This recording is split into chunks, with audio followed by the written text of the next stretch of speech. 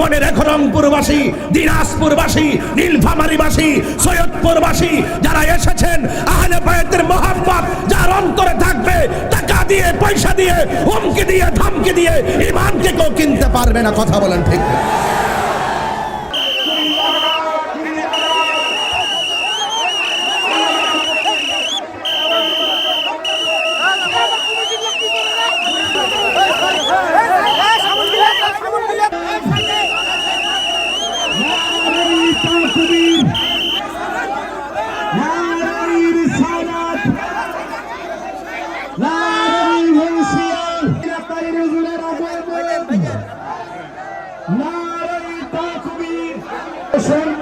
অনুরোধ করছি সকালে বসুন।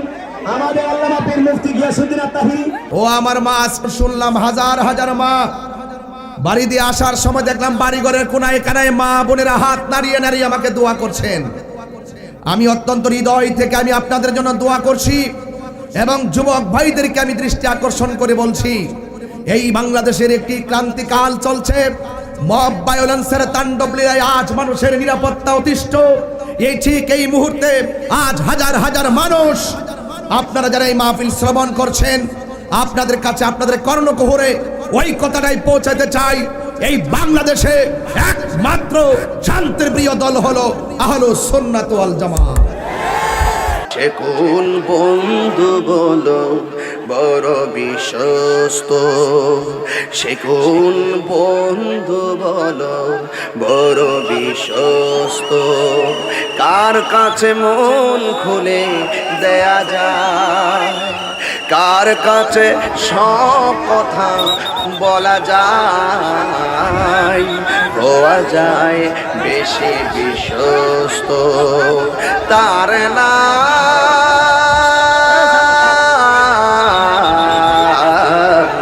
আহমদ বড় বিশ্বস্ত। যে কোন বন্ধু বলো বড় বিশ্বস্ত, সে কোন বন্ধু বলো বেশি বিশ্বস্ত, কার কাছে মন খুলে দেয়া যায়, কার কাছে সব কথা বলা যায়, হওয়া যায় বেশি আশ্বস্ত তার নাম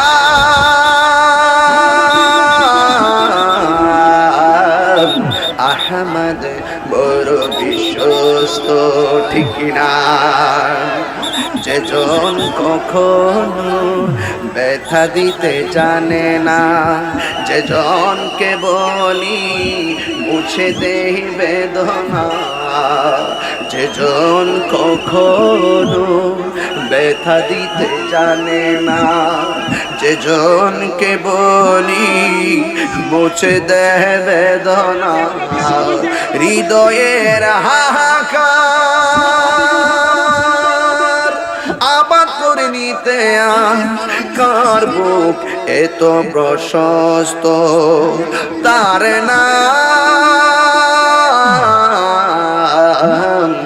আহমদ বড় বিশ্বস্ত, আহমদ বড় বিশ্বস্ত। সে কোন বন্ধু বলো বেশি বিশ্বস্ত, কার কাছে মন খুলে দেয়া যায়, কার কাছে সব কথা বলা যায়, হওয়া যায় বেশি আশ্বস্ত তার নাম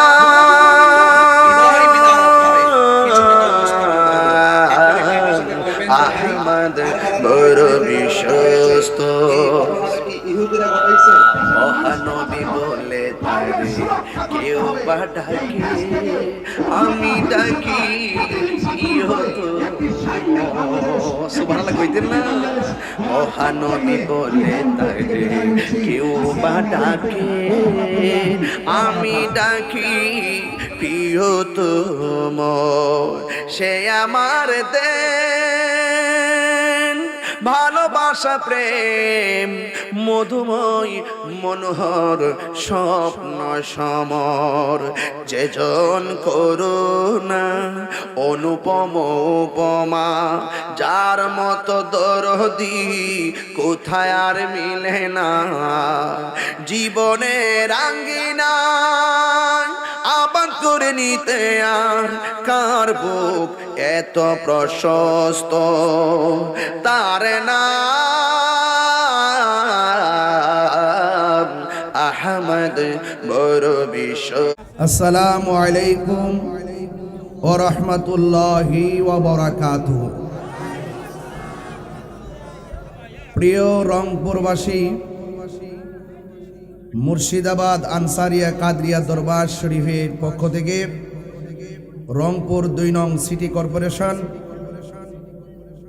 তাজদারে আউলিয়া ইসলামিক কনফারেন্স আমার অত্যন্ত প্রিয়তম ব্যক্তিত্ব হযরত আল্লাহ মাওলানা সৈয়দ আতিকুল হক আনাস আল হাসানী সাহেব অনেক কষ্ট করে আমার স্নেহাস্পদ মাওলানা আবুল বাশার হক্কানী সাহেবের সাথে খুব যোগাযোগ রেখে আজ আমাকে দাওয়াত করেছেন। ঢাকা থেকে আমার ভাই সর্বোচ্চ করদাতা এবং বিশিষ্ট সমাজসেবক, বিশিষ্ট ব্যবসায়ী, মাটি ও মানুষের হাজী মোহাম্মদ তানবীর হোসেন আশরাফি সাহেব, তিনি ঢাকা থেকে আমরা একসাথে এসেছি। দীর্ঘক্ষণ পর্যন্ত আলোচনা করেছেন আমাদের সুন্নি বাহাদুর, বাতিলদের মোকাবেলায় এক জীবন্ত লাইব্রেরি, যার সামনে বাতিল কখনোই দালিলিক যুদ্ধে কোলায় উঠতে পারে না। আর পারবে কিভাবে? সুন্নিরা দলিলের বাহিরে কথা বলে না। আল্লামা শহীদুল্লাহ বাহাদুর শেখ, এখানে আরো অনেক অতিথিরা আছেন। আমি খুতবায় লম্বা করলাম না, অ্যাড্রেসটা শুরু করলাম। এক, কালিলুল মাবানি কাসিরুল মাআনি। সময় যেহেতু অল্প, সেই জন্য আমি আমার যতটুকু ক্যাপাসিটি আছে আপনাদেরকে একটু কন্ট্রোল করা, কিছু আলোচনা করা, সেটা চেষ্টা করব। আমি আসার পরে আতিকুল আপনাদের অত্যন্ত প্রিয়তম, এখান থেকে আসন থেকে আমরা যাকে কেন্দ্রীয় নেতৃবৃন্দ বৃহত্তর জোট যাকে নিয়ে মোমবাতির প্রতীকে চিন্তা ভাবনা রাখছি, মাওলানা সৈয়দ আতিকুল হক আনাস আল হাসানী সাহেব। কারণ আমাদের যোদ্ধার দরকার, কথা বলেন ঠিক না বেটে? যৌবন যার যুদ্ধে যাওয়ার সময় তার, আমি জানি অনেক যোগ্য লোক আছেন, ধারাবাহিকভাবে আপনারা সমর্থন দেন, আমরা আমাদের কাজগুলো করার সুযোগ দেন। এবং আমি আসার পরে সৈয়দ আতিকুল হক আনাস আল হাসানী সাহেব আমার 12 বছর দাম্পত্য জীবনের একটি চূড়ান্ত সময় আমার পরিবারের জন্য তিনি একটি ডায়মন্ডের উপহার তিনি দিয়েছেন। তো এই বিষয়টা যদি আশা করি আমার বাড়ি হলে অনেক খুশি হবে যে এখন তোমার জনগণের পক্ষ থেকে গিফট দেওয়া শুরু হয়ে গেছে। মারহাবা জোরে গণ। এই জন্য আমি যখন একটু দাঁড়াবো, আমার ডানে বামে লোক আছেন, তারা তো আমাকে দেখতেছে না। এই যে আনাস সাহেবের পিছনে লোক আছেন, এইদিকে লোক আছেন, আমি একটু দাঁড়াবো, দাঁড়ানোর পরে আপনারা একটু স্লোগানের সাথে মারহাবা বলবেন।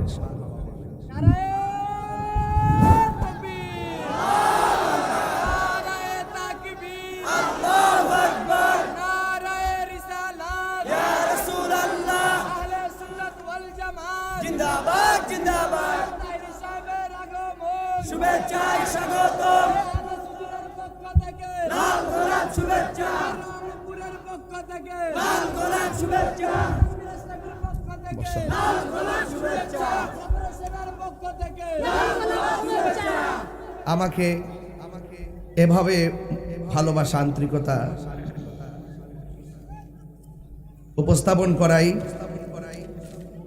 মুর্শিদাবাদ আনসারিয়া কাদরিয়া দরবার শরীফের মহান মুর্শিদ এবং যারা আলী আওলাদ রয়েছেন এই দরবারের প্রতি আমি কৃতজ্ঞতা জ্ঞাপন করছি।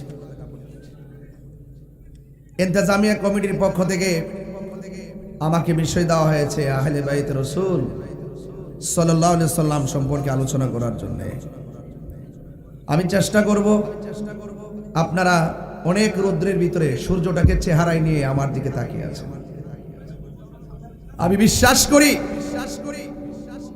এই কষ্ট, এই ত্যাগ, এই ভালোবাসা রংপুরের মানুষ যেইভাবে প্রখর রৌদ্রের মধ্যে বসে কোরআন সুন্নাহর আলোচনা অনুধাবন করছেন এবং কোরআন সুন্নাহর আলোচনা শুনছেন, আমি এটাও বিশ্বাস করি আল্লাহ যদি আমাদের প্রতি দয়া হয়ে যায়, রাসূল পাকের উসিলাই, আহলে বায়াত রাসূল সাল্লাল্লাহু আলাইহি সাল্লামের উসিলাই আল্লাহ রাব্বুল আলামিন আমাদের সবার জীবনের গুনাহ মাফ করে দিবেন। আমি সুন্নি জনতাকে উদ্দেশ্য করে বলছি, এই বাংলাদেশ অত্যন্ত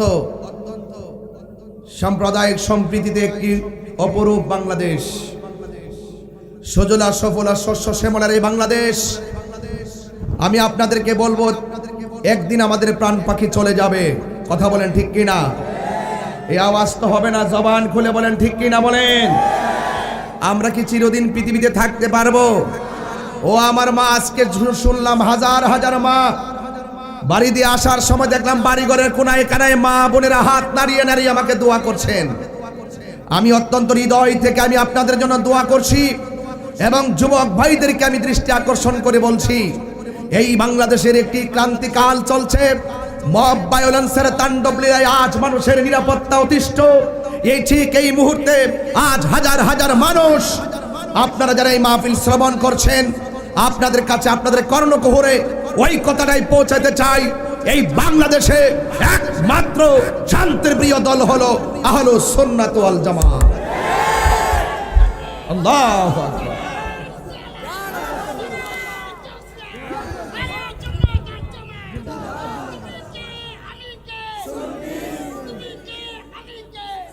আমার বাবারা, আমি রংপুর ঢোকার আগেই আমাদের আপনাদের এডিশনাল ডিআইজি মহোদয়কে ফোন দিয়েছি, ওনার কাছে আপনাদের মাহফিলের পোস্টারটাও পাঠিয়েছি এবং এডিশনাল এসপি মহোদয় জয়নাল স্যারের কাছেও মাহফিলের পোস্টার পাঠিয়েছি, ওনার সাথে কথা বলেছি।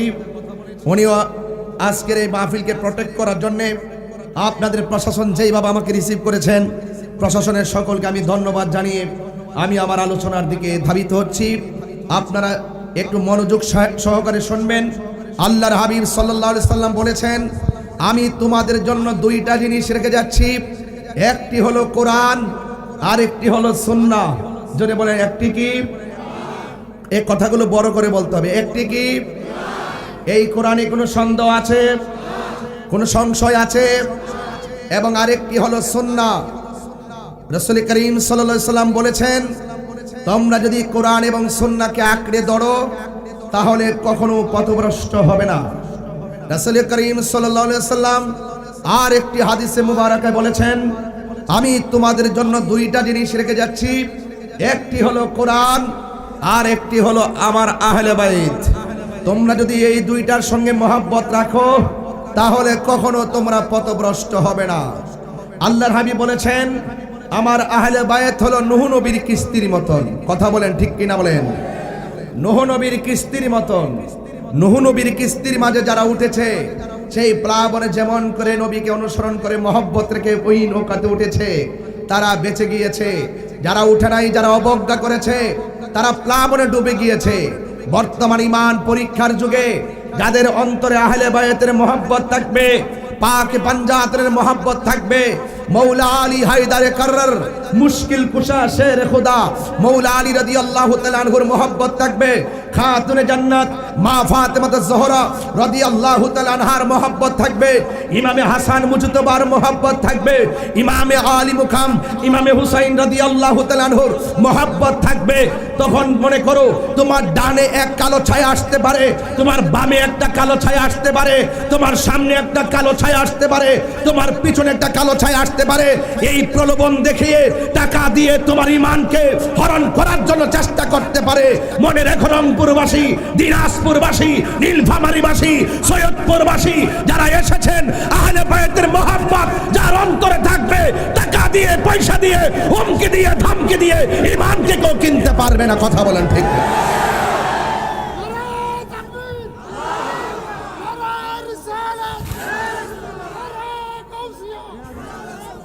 আমার ভাইয়েরা, অনেক গুরুত্বপূর্ণ বিষয়, কিন্তু এই বিষয়গুলো সহজ, এই সহজ সরল মানুষের দিমাগে নাও ঢুকতে পারে। এরপরও আপনাকে শুনতে হবে, এরপরে আপনাকে ধারণ করতে হবে, এরপর আপনাকে সেই কথাগুলো প্রচার করতে হবে। এরপরও যারা আহলে বায়তের বিরুদ্ধে কথা বলে তাদের বিরুদ্ধে দাঁড়াতে হবে। কথা বলেন ঠিক না বেঠিক? আমার ভাইয়েরা, এখন প্রশ্ন হলো, হুজুর হাদিস তো পেলাম দুইটা, এক জায়গায় বললেন যারা কোরআন এবং সুন্নাহকে আঁকড়ে ধরবে তারা পথভ্রষ্ট হবে না, আর ওই দিক দিয়ে বললেন যারা কোরআন এবং আহলে বায়তকে আঁকড়ে ধরবে তারা পথভ্রষ্ট হবে না। দুইটা হাদিস একই মাহাত্ম্য, আল্লাহর হাবিব দুইটা কেন বলেছেন? এই জায়গায় আপনাকে একটু অনুধাবন করতে হবে। আল্লাহর হাবিব তো গায়েবের খবর দেনেওয়ালা, তিনি তো জানেন এমন একটি সময় আসবে যারা আমার আহলে বায়তকে ভালোবাসে তারাও বলবে সুন্নি, যারা ভালোবাসে না তারাও বলে সুন্নি, যারা সাহাবায়ে কেরামের পক্ষে আছে তারা বলবে সুন্নি, যারা সাহাবায়ে কেরামের সমালোচনা করে তারাও বলবে সুন্নি, যারা মাজার ভাঙতে যায় তারাও বলে সুন্নি, যারা মাজার জিয়ারত করতে যায় তারাও বলে সুন্নি, যারা কবর থেকে 14 দিন পরে লাশ তোলে, কবরে লাশের গায়ে আগুন ধরিয়ে দেয় তারাও বলে সুন্নি, যারা কবরে লাশকে সুরক্ষা করে তারাও বলে সুন্নি, যারা বলে এই পৃথিবীর মধ্যে সৃষ্টির মূল রাহমাতুল লিল আলামিন তারাও বলে সুন্নি, যারা রাসূলুল্লাহর বিরুদ্ধে কথা বলে তারাও বলে সুন্নি। তার মানে বোঝা গেল সুন্নি সুন্নি নামের মধ্যে ধোঁয়াশা একদিন হবে। এই জন্য প্রকৃত সুন্নি হলো তারা যারা আহলে বায়তকে হৃদয়ে ধারণ করবে। কথা বলেন ঠিক কিনা?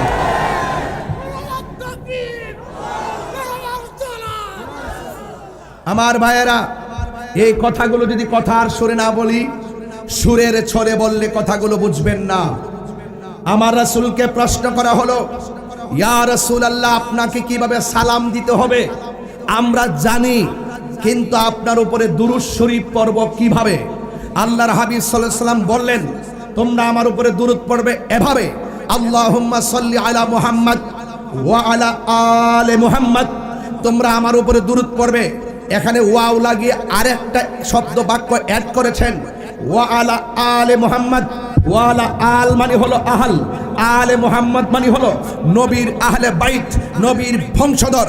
বলছেন নামাজের ভিতরে তোমরা আমার উপরে দুরূদ পড়বে, আমার যে আহলে বায়াত আছে তাদের উপরেও দুরূদ পড়বে। নামাজের ভিতরে এমপিকে সালাম দিলে নামাজ বাতিল, নামাজের ভিতরে মন্ত্রীকে সালাম দিলে নামাজ বাতিল, নামাজের ভিতরে মেয়রকে সালাম দিলে নামাজ বাতিল, নামাজের ভিতরে তোমার চেয়ারম্যানকে সালাম দিলে নামাজ বাতিল, নামাজের ভিতরে তথাকথিত কাউকে সালাম দিলে নামাজ বাতিল। অথচ নামাজের ভিতরে আমার নবীকে সালাম না দিলে নামাজ বাতিল হয়ে যায়। তার মানে কথা ক্লিয়ার, আকাশে উদীয়মান সূর্যালোকের মতো এবং রাতের আকাশে দীপ্যমান চাঁদের মতো ইউনিভার্সাল ট্রুথ, চিরন্তন সত্য। ইবাদত কবুলের পূর্ব শর্ত হলো নবীর মহব্বত, আর নবীর কথাকে জানে মালে, নবীর কথাকে সর্বগুণে জেনে মানার নাম হলো ঈমান। কারণ কবরে যাওয়ার পরে 3টা প্রশ্ন করা হবে। একটা প্রশ্ন হলো মার রব্বুকা, তোমার রবকে। 2 নম্বর প্রশ্ন হলো ওয়ামা দিনুকা, তোমার ধর্ম কি। এরপরে প্রশ্ন হলো ওয়ামা কুনতা তাকুলু ফি হাযা রাজুলি মুহাম্মদ, নবী সম্পর্কে তুমি দুনিয়ায় কি বলতে। এখন প্রশ্ন হলো তাহিরি হুজুর কেন কখনো নরম, তাহিরি হুজুর কেন কখনো গরম, তাহিরি হুজুর কেন ধর্মান্ধদের বিরুদ্ধে কথা বলে, তাহিরি কেন ধর্মদ্রোহিতার বিরুদ্ধে কথা বলে, তাহিরি কেন দেশদ্রোহীদের বিরুদ্ধে কথা বলে। কারণ এই দেশের মধ্যে এমন অনেক কিছু মানুষ বেরিয়েছে, কবরের মধ্যে তিনটি প্রশ্ন করা হবে। একটা হলো মাররাব্বুকা, তোমার রবকে, আমার রব হলো আল্লাহ। আরেকটা প্রশ্ন হলো ওয়ামা দীনুকা, তোমার ধর্ম কি। ও রংপুরের মানুষ, সিটি কর্পোরেশনের মানুষ, দিনাজপুরের মানুষ, আপনারা জবান খুলে বলতেই হবে আমাদের ধর্মের নাম কি। তিনবার কোন, আরো জোরে বলেন, হাত তুলে বলেন। কারা কারা ইসলামের পক্ষে আছেন হাত তোলেন। নারে তাকবীর, নারে রিসালাত, নারে রিসালাত, নারে হায়দারি ইয়া আলী, নারে হায়দারি। এই স্লোগানগুলো আপনাদের জানতে হবে, এই স্লোগানগুলো আপনাদের মানতে হবে। ভাইয়েরা আমার, আপনারা বলুন, কবরে 2 নম্বর প্রশ্ন হলো তোমার ধর্মের নাম কি। এই রংপুরের মানুষ আওয়াজ করে বলুন ধর্মের নাম কি। তাহলে কেউ যদি এসে মাহফিলে বলে কবরে প্রশ্ন করবে তোমার দলের নাম কি, আপনি কি সেটা মানবেন? আপনি কি এটা মানবেন? জিজ্ঞাসা করে তোমার দলের নাম কি, এটা কি জুতার ব্যবসা নাকি ধর্ম ব্যবসা? এই সমস্ত অপব্যাখ্যা থেকে আপনারা সাবধান থাকবেন। মানুষদেরকে ধোঁকা দিয়ে বোকা বানানোর দিন শেষ। বাবা শাহজালালের বাংলাদেশ। এক কথা বলুন, ঠিক কি না বলুন? যারা মৃত্যুর ভয় করে তারা কখনো অপব্যাখ্যা করে না। এই জন্য আহলে বায়তের মহব্বত লাগবে। আজকে এই দরবার মুর্শিদাবাদ আনসারিয়া কাদেরিয়া দরবার শরীফ গতানুগতিক সাধারণ দরবার নয়। এই দরবারে শুধুমাত্র নামাজের তারবিয়াত দেওয়া হয় না, শুধুমাত্র জিকিরের তালিম দেওয়া হয় না। জিকির কোন রাস্তায় গেলে জিকির কবুল হয়, কোন পদ্ধতি গ্রহণ করলে নামাজ কবুল হয়, কোন আকীদা ধারণ করলে নামাজ কবুল হয়, সেই আকীদার সেন্টার হলো আমাদের দরবার। কথা বলেন ঠিক না বেঠিক? এই জন্য নিঃসন্দেহে নিরঙ্কুশভাবে সামাজিকভাবে দরবারকে সমর্থন দিবেন, রাজনৈতিকভাবে দরবারকে সমর্থন দিবেন, অর্থনীতি ফাইন্যান্সিং ম্যাটারে এই দরবারকে সমর্থন দিবেন। এই দরবারে যারা ঢুকে তারা কখনো সন্ত্রাসী হয় না, এই দরবারে যারা যাবে তারা কখনো চাঁদাবাজ করে না, এই দরবারে যারা যাবে তারা কখনো নেশা করে না। কথা বলেন ঠিক না বেঠিক? এই জন্য আপনাদেরকে বলবো আমাদের আসল ঘরের নাম কি, বিল্ডিং না কবর? এই কবরে যাইতে গেলে আহলে বায়তের মহব্বতের দরকার আছে না নাই? আমার তানবীর আশরাফি ভাই সামাজিকভাবে যেহেতু তিনি সমাজ সেবক, তিনি তো সমাজের আলোকেই কথা বলবেন। আমি যেহেতু ধর্ম নিয়ে চর্চা করি, আমি তো ধর্ম নিয়েই কথা বলবো। কিন্তু আমি ধর্মের একজন প্রচারক হিসাবে আমি তানবীর আহমদ আশরাফি ভাইয়ের বক্তব্যকে 100% ধর্মীয়ভাবেই সমর্থন করি। এই কথাগুলো শুধু রাজনৈতিক কথা নয়, এই কথা শুধু সামাজিক নয়, এই কথাগুলো কোরআন সুন্নাহর কথা। কথা বলেন ঠিক না বেঠিক? এই জন্য আমার ভাইয়েরা, আল্লাহ রাব, কষ্ট হচ্ছে আপনাদের আমার কথাগুলো বুঝতে কি অসুবিধা হচ্ছে? এই জন্য আল্লাহ রাব্বুল আলামিন কোরআনুল কারীমের মধ্যে বলেছেন কুল লা আসআলুকুম আলাইহি আজরা ইল্লাল মাওয়াদ্দাতা ফিল কুরবা। আল্লাহ বলছেন ও বন্ধু আপনি বলে দিন আমি তোমাদের কাছে কিছুই চাই না। বলা হচ্ছে লা আসআলুকুম আলাইহি আজরা, আমি তোমাদের কাছে কিছুই চাই না, আমি চাই শুধুমাত্র আমার আহলে বায়তের মহব্বত। জোরে বলেন না সুবহানাল্লাহ। তাইলে আহলে বায়ত কারা? শুধুমাত্র 4 জনের নামই আহলে বায়ত নয়। নবীর যত স্ত্রী আছেন সবাই আহলে বায়তের অন্তর্ভুক্ত, কিন্তু বিশেষ করে 4 জনের আলোচনা কেন হয়? 4 জনের ব্যাপারে আল্লাহ পাক স্পেশাল নস নাজিল করেছেন, 4 জনের ব্যাপারে আমার নবী স্পেশাল হাদিস বর্ণনা করেছেন, এবং এই 4 জনকে আল্লাহ রাব্বুল আলামিন স্পেশাল মর্যাদা দিয়েছেন। জান্নাতের চাবি হলো 4 জনের কাছে। এই জন্য যুবক শুধুমাত্র নামাজ পড়তেছেন, মাথায় টুপি রাখতেছেন, মনে করতেছেন যে এটাই মনে হয় দিন ধর্ম। আসলে এটাই দিন ধর্মের মূল না। এই দিন ধর্ম, এই ইবাদত কবুলের যে পূর্ব শর্ত নবীর মহব্বত, নবীর সঙ্গে বেয়াদবি করে আপনার নামাজ রোজা কখনো কাজে আসবে? এই জন্য আমার ভাইয়েরা, আপনাদের খেদমতে আহলে বায়তের কথা বলতে গিয়ে আমি শুধু আপনাদেরকে একটু হৃদয় বিদারক ভাবে কিছু কথা উপস্থাপন করব। আপনারা একটু আমার সাথে বলবেন তো ভাই, কারবালার ময়দানে যে ঘটনাটা হয়েছে, এই ঘটনাটা কি ইহুদিরা ঘটাইছে? কথা কয় না, আরে কথা বলেন না, কে ঘটাইছে? ইহুদিরা ঘটাইছে। কারবালার ঘটনাটাকে কোনো খ্রিস্টানরা ঘটাইছে? কোনো হিন্দুরা ঘটাইছে? না, দাড়িওয়ালা, টুপিওয়ালা, পাগড়িওয়ালা, ফুরাতের পানি দিয়া উজু করনেওয়ালা, আবার ফুরাতের প্রান্তরে জামাত পড়ুইনা, 5 ওয়াক্ত নামাজি, আবার হুফাজে কেরাম, কোরআনে হাফেজ হওয়ার পরও আহলে বায়তে রাসূল সাল্লাল্লাহু আলাইহি সাল্লামের উপরে এইভাবে নৃশংস যেই হত্যাযজ্ঞ তারা চালিয়েছে, এই জন্য সেখান থেকে এই পর্যন্ত 2টা ধারা চলে আসছে। এক দল হইল মুসলমান মেরে শেষ করে দাও। কথা বলেন ঠিক না বেঠিক? আপনার সাথে আমার আকীদার দ্বন্দ্ব থাকতে পারে, আপনার সাথে আমার আকীদার দ্বন্দ্ব থাকতে পারে, তাই বলি কি আমি আপনাকে মেরে ফেলবো? মেরে ফেলা যাবে? মেরে ফেলা যাবে না। এই জন্য আপনাদের খেদমতে আমার আরজ থাকবে, আমরা কখনো উশৃঙ্খল নয়, আমরা কখনো কাহার উপরে চেপে পড়ে কাউকে মারতে জানি না, আমরা ভালোবাসতে জানি। কথা বলেন ঠিক কিনা? কেন? আমি প্রায় মাহফিলে বলেছি, প্রায় মাহফিলে আমি বলেছি, এই মরণের পরে একদিন জবাব যিনি নিবেন, জবানটা খুলে বলুন তিনি কে? আরো বড় করে বলেন তিনি কে? এই জন্য আমার যুবক ভাইয়েরা, আমার কথাগুলো মনোযোগ দিয়ে শুনবেন। এই কথাগুলো না বুঝলে আজকের মাহফিলে আপনারা অন্ততপক্ষে আমার পক্ষ থেকে কিছুই নিতে পারলেন না। আপনারা জবান খুলে বলুন আমাদের হায়াতের মালিক কে? আরো বড় করে বলুন কে? আজকে আমরা এই দুনিয়াতে এসে জুলুম নির্যাতন শুরু করছি। আখিরাতের যে ভয় আছে, আখিরাতের জবাবদিহিতার ভয় আমরা ভুলে গেছি। আর ভুলে যাওয়ার কারণে নবীর পরিবারের উপরে এমনভাবে নৃশংস হত্যাযজ্ঞ চালিয়েছে, ইতিহাসকে পুরা ইতিহাস করে দেওয়া হয়েছে। আজীবন পর্যন্ত ইয়াজিদের ইতিহাস নিকৃষ্ট ইতিহাস।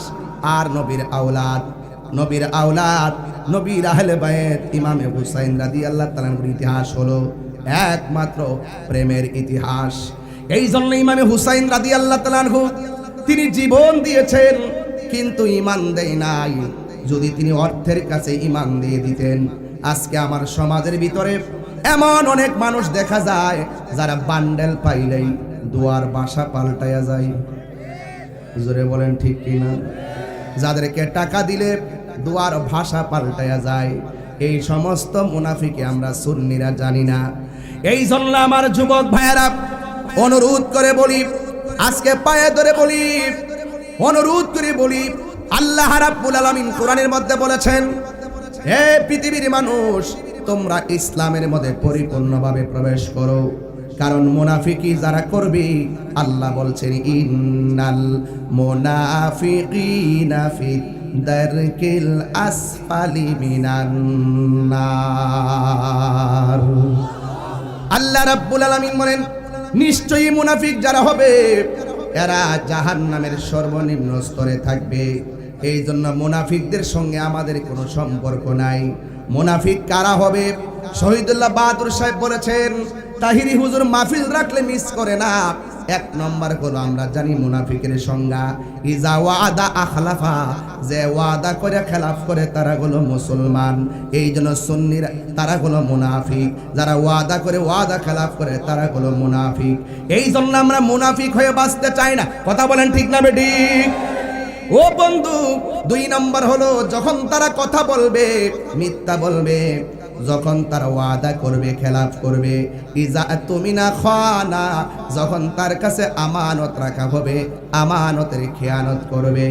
এই জন্য আমার ভাইয়েরা, ও মা বোনেরা, খবরদার খবরদার, যখন সমাজের মধ্যে কোনো ধরনের বাজে কথা চলবে, সমাজের মানুষ যখন অশৃঙ্খল করবে, কোরআন সুন্নাহর বিরুদ্ধে যাবে, মান রাআ মিনকুম মুনকারান ফালিয়ুগাইয়িরহু বিয়াদিহি, যখন তোমরা সমাজের মধ্যে কোনো ধরনের খারাপ কাজ দেখবে, তোমরা হাত দিয়ে সেটা প্রতিহত করবে।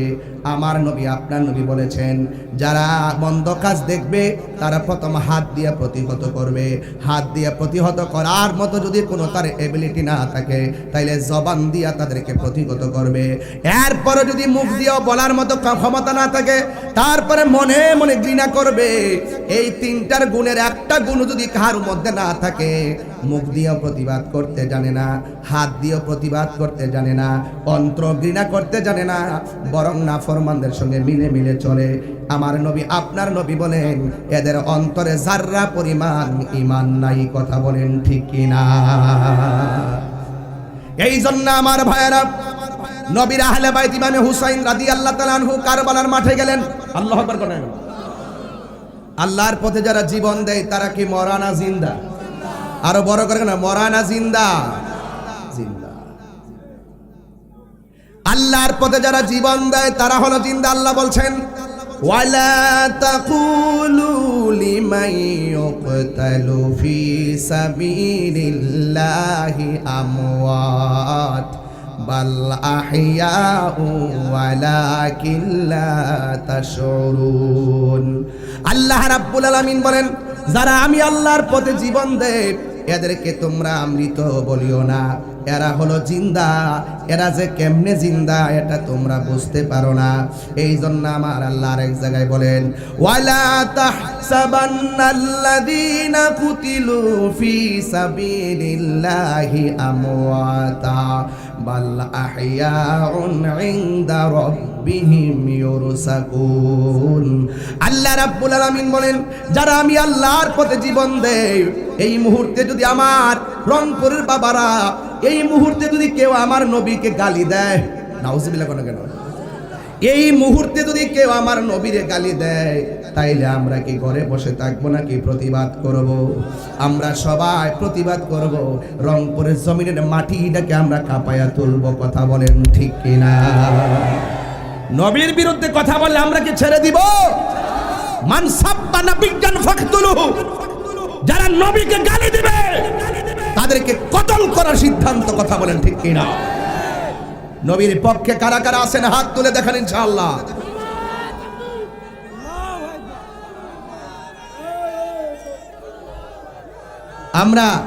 আমরা নবীর পাগল, এতে কোনো সন্দেহ আছে?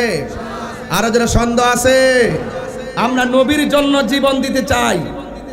আমরা আল্লাহর ওলিদের বিরুদ্ধে যদি কেউ কথা বলে, তাদের বিরুদ্ধে লড়াই করতে চাই।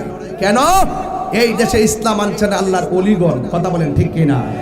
আল্লাহর ওলিরা যদি এই এলাকায় না থাকতো, এই দরবার যদি না থাকতো, আপনারা কি সুন্নি আলেম পাইতেন? আরে পাইতেন।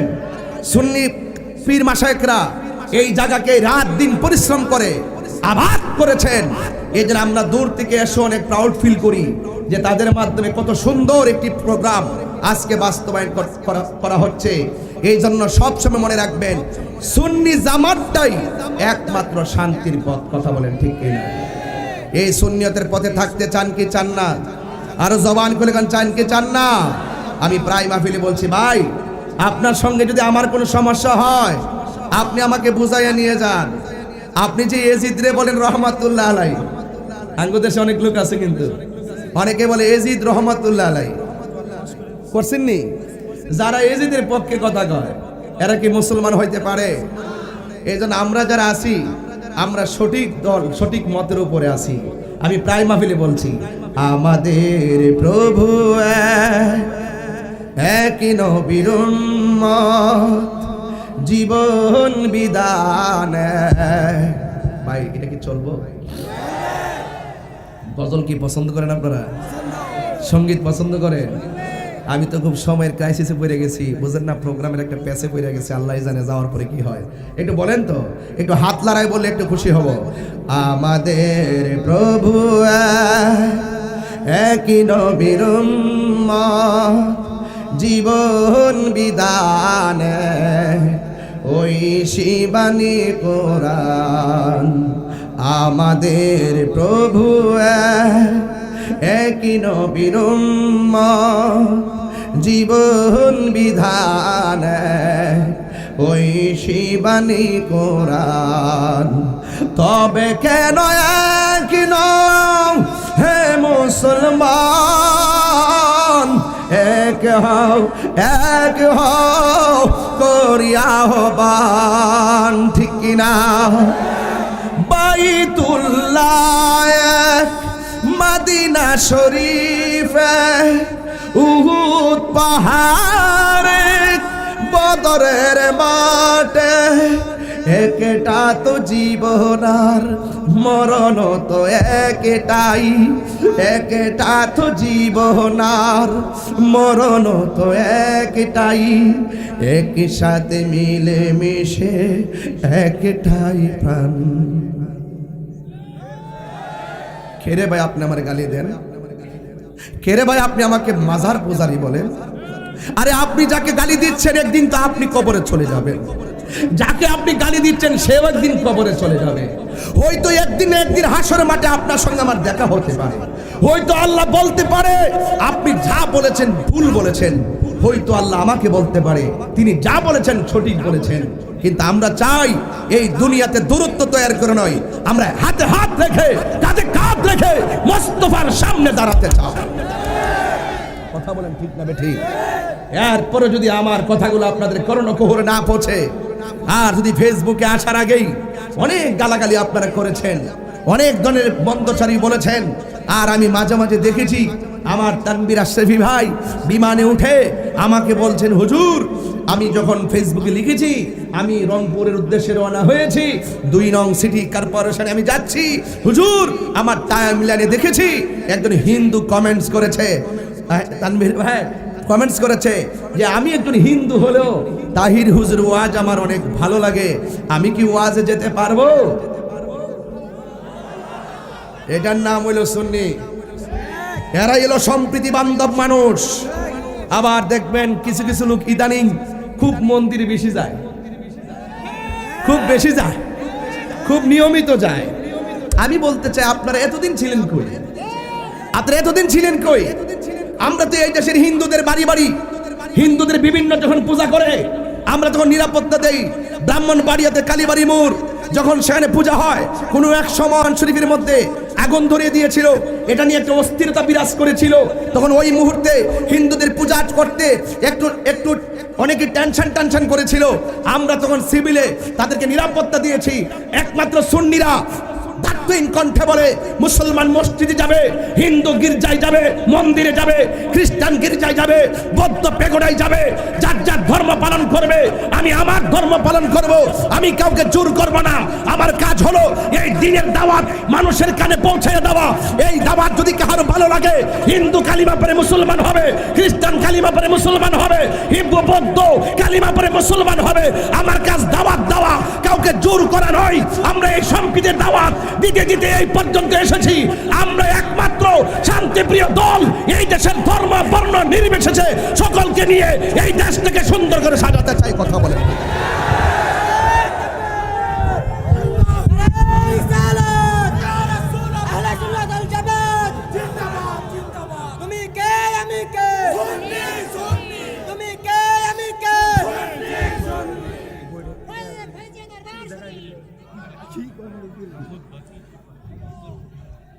আল্লাহু আকবার, জোরে বলেন। আপনারা কি কষ্ট পেয়েছেন? অনেক হিন্দুরা আমারে বলে, হুজুর এরা ইদানিং একটু আমার কাছে বেশি আসতেছে। আমরা বুঝতে পারছি ভোটের জন্য। আমরা ভোট আর নোট আমাদের ঈমানকে বিসর্জন দিতে পারে না।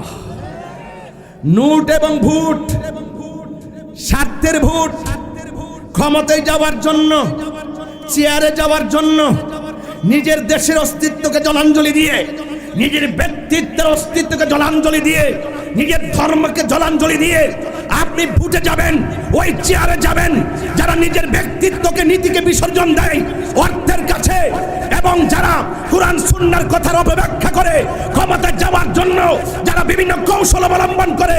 আমি তাদেরকে দায়িত্বহীন কণ্ঠে রংপুরের জমিনে বলতে চাই, আহলে সুন্নাত ওয়াল জামাত এবং বৃহত্তর সুন্নি জোট একটাই কথা বলতে চাই, আমরা এই দেশের ভিতরে যারা ইসলামের অপব্যাখ্যা করে চেয়ারে বসতে চাই, যারা ইসলামকে কলুষিত করে চেয়ারকে বসতে চাই, আমরা নিজের নীতিকে বিসর্জন দিয়ে যেই চেয়ার আমাদেরকে ডাকে সেই চেয়ারকে আমরা লাথি মারি।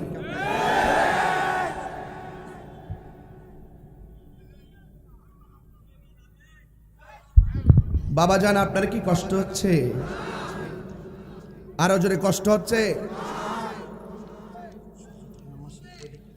আমার একটু কষ্ট হচ্ছে, কারণ আমি তো সোজা এসেছি আপনার স্টেজে। কথা বলেন ঠিক কিনা? গত রাত্রে 2টা প্রোগ্রাম করে আপনাদের রংপুরে এসে আপনাদের মহব্বত দেখে খুদার কথা বলে গেছি। এরপর আবার আমার লাইফ পার্টনারকে ডায়মন্ডের গিফট করা হয়েছে। আজকে তো বাড়িতে যাওয়ার পরে অনেক ধরনের কথা বলে তারপরে এটা সারপ্রাইজিং করবো ইনশাআল্লাহ। তুমি আসো কেন? তোমার কি 12 বছর পূর্ণ হয়েছে? তাহলে তুমি আসলে কেন? আর 5 বছর বাকি আছে, চিন্তা করো না। আর আমরা মতো 12 বছর পূর্ণ করো, এরপরে আসা ইনশাআল্লাহ। আর তোমার তো যে নসিব 100 বছর কালে আবার আই পড়তে পারে। মারহাবা জোরে বলেন। এই বাবা, আপনারা কি আমার প্রতি রাগ করেন নাকি? তাহির কি খুব কঠিন মনের মানুষ? সত্যি করে বলেন, কঠিন মনের মানুষ? আমার দেখলে কি খুব কঠিন মনে হয়? আবার বক্তব্য শুনলে কি খুব রুক্ষ মনে হয়? এবং আমি যেই কথাগুলো বলি এই কথাগুলিকে আপনার কাছে অপছন্দ মনে হয়? আমি চাই ভাই, দেশটা কাহারু বাপ একা না, দেশটা সবার। আমরা সবাই মিলে মিশে দেশটা সাজাতে চাই। ওই একজন থাকে ওই প্রান্তে, আরেকজন থাকে ওই প্রান্তে, মাঝখান দিয়ে মুনাফিক ঢুকে দুনো দলের মধ্যে দূরত্ব আরো বাড়ায় দেয়। মুনাফিককে লাভ, আরে মুনাফিককে মুনাফিককে লাথি মারেন। মুনাফিককে কি মারেন? এই সমাজের দেখেন, আপনার বাড়ি আছে না, দেখবেন আপনার বাড়ির পাশেই মুনাফিক। জোরে বলেন ঠিক কি না? এই মুনাফিকরা আপনার ঘরের সংসারে আগুন লাগাই রাখে, শাশুড়ি এবং বউর মধ্যে দ্বন্দ্ব লাগাই রাখে, ভাইয়ে ভাইয়ে দ্বন্দ্ব লাগাই রাখে। এখন ভাই একটা থেকে 5 তলায়, আরেকটা থেকে গাছতলায়, মাঝখানে মুনাফিক কই দিছি লাগাইয়া।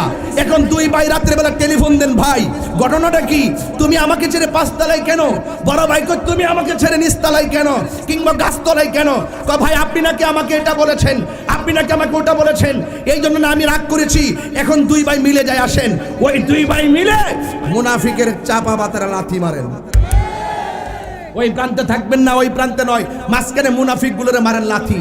মাইরা আমরা হাতে হাত রাখি, এক হয়ে যায়। এই গত 1.5 বছরের ভিতরে আমি কিন্তু বারবার বলেছি যে এই বছর যে একটা সুযোগ আসছে, ইসলামের অনেক দল আছে, এরা সবাই যদি উদারতার ভিত্তিতে এক টেবিলে বসে যদি একটা প্ল্যান প্রোগ্রাম করতে পারতো, তাইলে হয়তো সংসদের কোনাকানা দিয়া 2-4টা মোল্লা যাইতে পারতো। ওরা যেহেতু আমাদের 75% সুন্নিদেরকে মাইনাস করে দিছে, রাষ্ট্রযন্ত্র সংলাপ করে আলাদা, আমরা ডাকেও না। এই জন্য একটা বৈষম্য তৈরি হয়েছে। এই বৈষম্যের দেয়ালটাকে ভেঙে দেওয়ার জন্য আমি আবার উদাত্ত আহ্বান করছি, ইসলাম নিয়ে যারা দল করছেন আর যারা নির্বাচন নিয়ে প্রচারণা করছেন, সুন্নিদেরকে মাইনাস ফুল মনে রেখে বেশি সুবিধা করা যাবে না। এই দেশের তরিকাপন্থীর আগের মতো না। এবার আমরা ওয়াদা করেছি, যেই দিকে যাব সব সুন্নিরা মিলে একদিকে যাব। যাস আওয়াজ কই, আরো জোরে, হাত কই, কি অচলগুলো আপনারা কেন হাত নামিয়ে রেখেছেন কেন? পরে জায়গা পরের জমিন ঘর বানায় আমি রই, আমি তো সেই ঘরের মালিক নই। কয়ো মা বন্ধুর জন্য বইটা নিয়ে যান, কিতাবটা কাজে লাগবো। আজকে কোনটা নেই, এটা একটা বই আছে, এটা নিয়েছে নামাজের বইটা না, নামাজের টুকু কইলাম, নামাজেরটা তো দরকার মা বন্ধুর জন্য। সই নামাজ শিকারে নিয়ে যান, মা বন্ধুরা নিয়ে যান। কত না এটা? 150 টাকা নিয়ে যাবেন পকেট টাকা থাকলে, কারণ কিছুই যাবে না, ইমানের আমলই কবরে যাবে। কথা বলেন ঠিক না? আমার মরণের কতদিন বাকি আমি জানিলাম না গো আল্লাহ, মরণের কতদিন বাকি। বাইরে এর সাথে কথা মনে করেন, পল্লী বন্ধু এরশাদ আছে না গেছে গা? হায়াতের মালিক কেডা? তো আমাদের যারা আছেন তারা কি আর কেউ থাকবো? একই সঙ্গে যারা প্রধান দায়িত্ব পালন করেছেন, হ্যাঁ, যিনি বিসমিল্লাহির রহমানির রহিমকে সংসদের মানে নিয়ে এসেছিলেন রংপুরের তো, হ্যাঁ রংপুরের তো, আমি তো ভুলেই গেছিলাম উনি তো গেলে। উনি কি আছে? চলে গেছে না? মানুষের ক্ষমতা, তিনজন যে ক্ষমতা আসছে তিনজনের মধ্যে একজনকে শেখাতো, ওনারাও চলে যাবে। বাবা, প্রতিহিংসা রাজনীতি করেন না। ওই পুলিশ ভাই আছে, ওনার কাছে সব তথ্য আছে। আমি আবারও বলি, রিপোর্ট দিবেন আমার পক্ষ থেকে, যে যদি কোনো আপনার সাথে আমার আকীদার দ্বন্দ্ব থাকে, বসেন, সমাধান করেন, হাতে হাত রাখেন, আসুন দেখি আমরা দেশটারে ইসলামী মূল্যবোধ দিয়া সাজাইতে পারি কিনা। এর চাইতে সুন্দর কথা কেডা কইব? ওয়াজ উইট্টই তাফসিরে ইন্ডিয়া, তাফসিরে পাকিস্তান, তাফসিরে আমেরিকা, তাফসিরে পেয়ার সিস্টেম, আর কি কোনো ওয়াজ নাই? হ্যাঁ কিদা তাফসিরে সাংবাদিক, আর কি কোনো ওয়াজ নাই? আমি যে ওয়াজ করতেছি, যতই খন্ড খন্ড কথা বলছি, আমি মূল ধারায় কথা বলার পরে এগুলা বলতেছি, মূল থিম এটা ঠিক রাখতেছি। কথা কোন ঠিক কিনা? আমি এখানে আইসা শুনছি যে আহলে বায়েত ফাউন্ডেশন 5 তলা ইসলামী রিসার্চ সেন্টারের ভিত্তি স্থাপন করা হবে। কেউ আলহামদুলিল্লাহ কইতেন না? এইটা কি আনন্দের খবর না? আর জোরে কোন আনন্দের খবর কিনা? আনন্দের খবর কিনা বলেন? আপনাদের কাছে আমার অনুরোধ থাকবে, ভাই, এই এই এই এই আব্বা বাজান কই যান? ও আচ্ছা, ঠিক আছে। এই স্যার স্যার স্যার মারহাবা, জোরে কোন? এই আওয়াজে মানে জোরে কোন মারহাবা।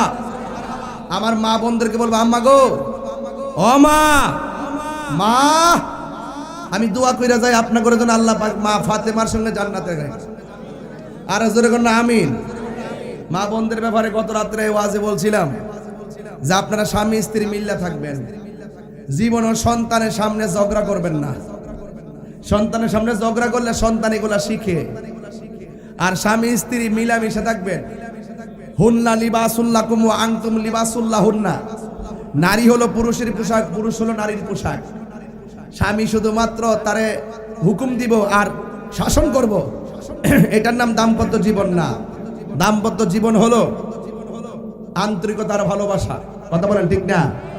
এই জন্য এই আহলে বায়েত ফাউন্ডেশন 5 তলা, এটার জন্য আমার একটু কিছু কথা আপনাদের কাছে আছে। যদি কেউ না দেন, না দিবেন, কিন্তু উঠবেন না। আমরা একসাথে এমন একটা সময় মাইকটা ছাড়মু যেন আপনার আসর নামাজটা যেন আমরা পড়তে পারি। টেনশন করার কোনো কারণ নাই। একটা লোক আওয়াজ করে বলুন যে হুজুর, আহলে বায়েতের মহব্বত নিয়ে আজকে ওয়াজ শুরু করছেন। আহলে বায়েত রাসূল সাল্লাল্লাহু আলাইহি সাল্লামের মহব্বত অন্তর রাখলে যে কি লাভ হবে, এটাই যে একমাত্র মূল ভিত্তি, এটা নিয়ে আপনি আলোচনা করেছেন। আর যেহেতু আমরা একদিন কবরে চলেই যাব, কবরে যাওয়ার পরে আমার হিসাব যেহেতু হবে, এই জন্য কবরে যেহেতু আমার হিসাব দিতে হবে, রাসূল বলছেন, আমি যখন মেরাজে গেছি দেখলাম কবরে আযাবটা সবচেয়ে বড় ভয়ঙ্কর। বেনামাজিকে কবরে যাওয়ার পরে, আমার মা গো, রঙের ঘোড়া অনেক দৌড়াইছেন, এবার একটু নামাজি হন, এবার একটু পর্দাওয়ালি হন, এবার একটু স্বামীর খেদমত করেন। কারণ আল্লাহ ছাড়া কাউকে যদি অনুমতি দেওয়া হতো সেজদা করার জন্য, স্ত্রীকে অনুমতি দিত স্বামীকে সেজদা করার জন্য। এই জন্য কবর বড় ভয়ঙ্কর। এই কবরের ভিতরে দুই পাশের মাটি দুই প্রান্তে চলে যাবে, আপনাকে এমন জোরে চাপা দিবে, আপনার কান্নার আওয়াজ গরু ছাগল সব শুনবে, কিন্তু মানুষ শুনবে না, কোনো জিন শুনবে না। আপনি আল্লাহকে কবরে বলবেন, আল্লাহ তুমি আমার আবার দুনিয়াতে পাঠাও, আমি নামাজ পড়বো, আবার তুমি আমার দুনিয়াতে পাঠাও, আমি তোমার বিধান মেনে চলবো, আবার তুমি আমাকে দুনিয়াতে পাঠাও, আমি মসজিদে পড়ে থাকবো। আল্লাহ বলেন, না, সুম্মা ইলাইহি তুরজাউন, তোমরা আমার কাছে ফিরে এসেছো, আর যেতে পারবে না। এই জন্য অনুরোধ করব, আহলে বায়েতের মহব্বত নিয়ে আপনি নামাজি হয়ে যান। আর এখানে একটি ফাউন্ডেশন, একটা সেন্টার হবে, ভিত্তিপ্রস্তর হবে। আমি আপনাদের কাছে অনুরোধ করব, যে যতটুকু নগদ পারেন, নগদ তো দিবেনই, আমাদের লোকগুলো আসবে, আসলে সবাই দিবেন। আপনাদের এলাকায় কালেকশনের সিস্টেমটা কি আমি আসলে জানি না, কিভাবে করে সেটা আমি জানি না। আর আমি মূলত কালেকশন করতে জানি না। আমি এতটুকু বিশ্বাস করি, যারা আমি গুনাহগারের সামনে বসে ওয়াজ শোনার জন্য রৌদ্রের তাপে বসে ওয়াজ শুনেছেন, এখন একটা ছায়া পড়েছে, এটাকে বলে পরন্ত বিকেলবেলা। এই টাইমে আমরা ঘুরতে যাই। আজ আমরা প্রেম বাগানে এসেছি। একটা মানুষ হাত তুললা বলবেন, হুজুর এই ভিত্তিপ্রস্তর হবে, ফাউন্ডেশন হবে আহলে বাইতের মহব্বতে। আমি 1 লক্ষ টাকা এই ফাউন্ডেশনে দিতে চাই। এমন একটা প্রেমিক কে এই মাঠে আছেন? হ্যাঁ, মাশাআল্লাহ। আমাদের হযরত আল্লাহ মাওলানা সৈয়দ আতিকুল হক আনাস আল হাসানী সাহেব, তিনি আহলে সুন্নাত ওয়াল জামাতের যুগ্ম সাংগঠনিক সচিব এবং পাকপাঞ্জাব সুন্নি মিশনের প্রতিষ্ঠাতা চেয়ারম্যান। তিনি দিবেন এই আহলে বাইত ফাউন্ডেশন 5 তলার জন্য ভিত্তিপ্রস্তরের সময় দিবেন 5 লক্ষ টাকা।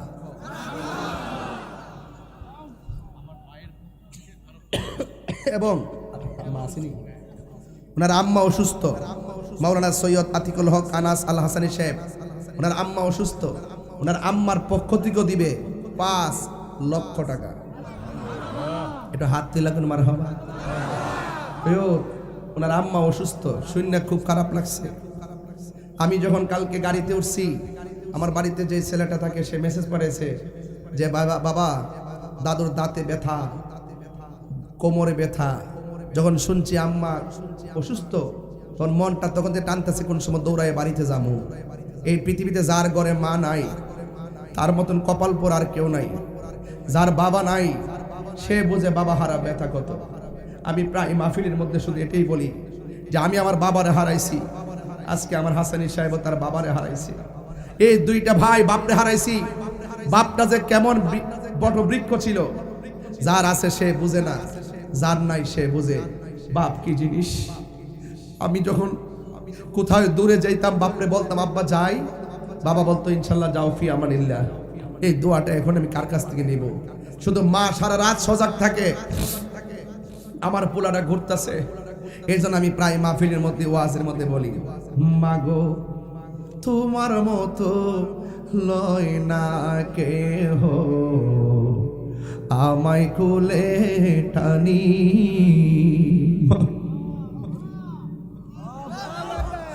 মাগো তোমার মতো লই না কেহ।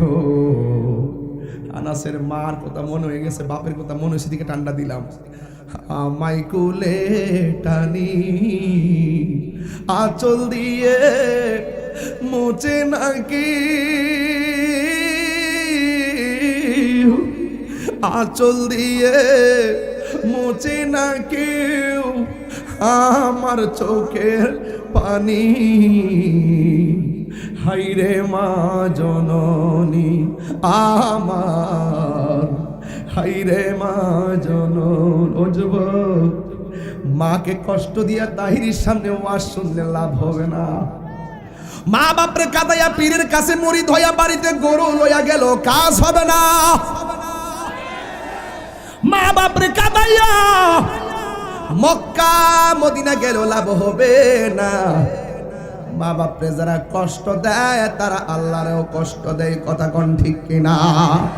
আমি কেমন করে দেব মাটি,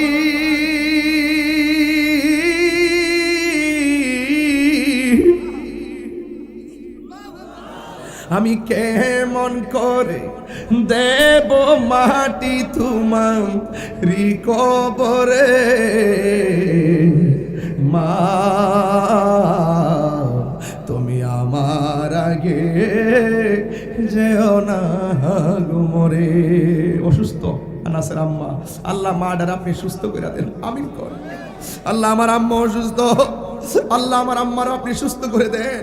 আল্লাহ যাদের আব্বা আম্মা কবরে, রংপুরের বাবা দিলটা নরম করে কন্যা আল্লাহ। বাবা গো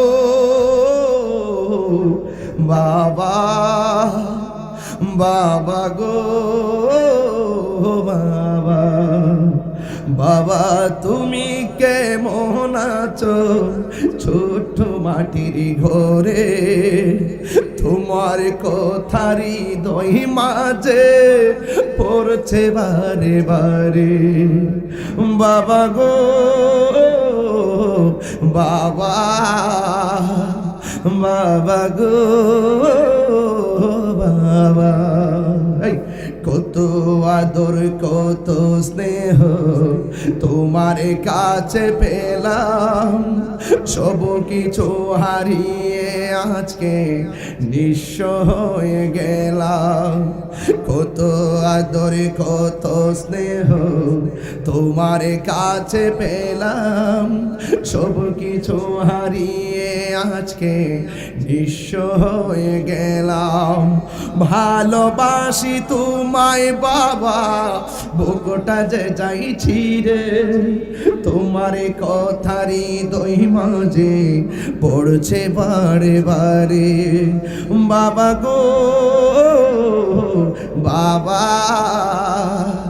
বাবা গো